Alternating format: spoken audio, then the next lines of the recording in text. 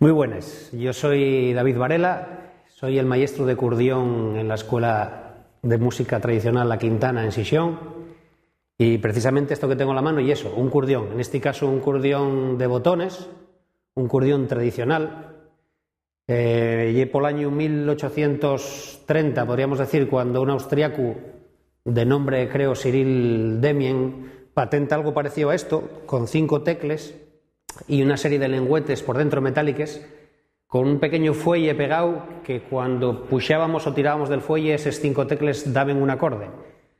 A partir de eso, pues fueron variando en distintas opciones las que se hacían de instrumento. En este caso mantúvose la historia de los botones, en otros casos mantúvose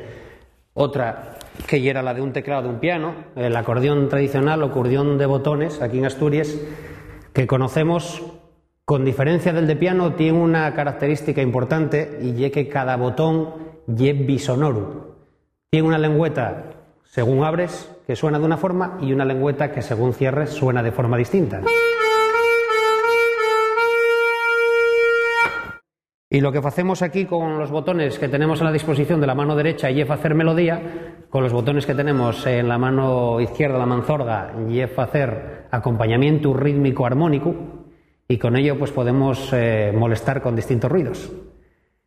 No sé qué más decimos. Aquí en Asturias pues lo que hacemos con este instrumento es apropiarnos del repertorio tradicional que se conocía, de muñeira, xote, xiringuelos, e incluso pues debido a la época en la que llega este instrumento,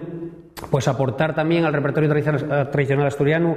cosas como el valse, la mazurca, les polques, otra serie de agarraos. Normalmente pues podía tocar solo o podía tocar acompañado de otra serie de músicos. En este caso pues yo, como estoy solo, voy a echaros una pieza.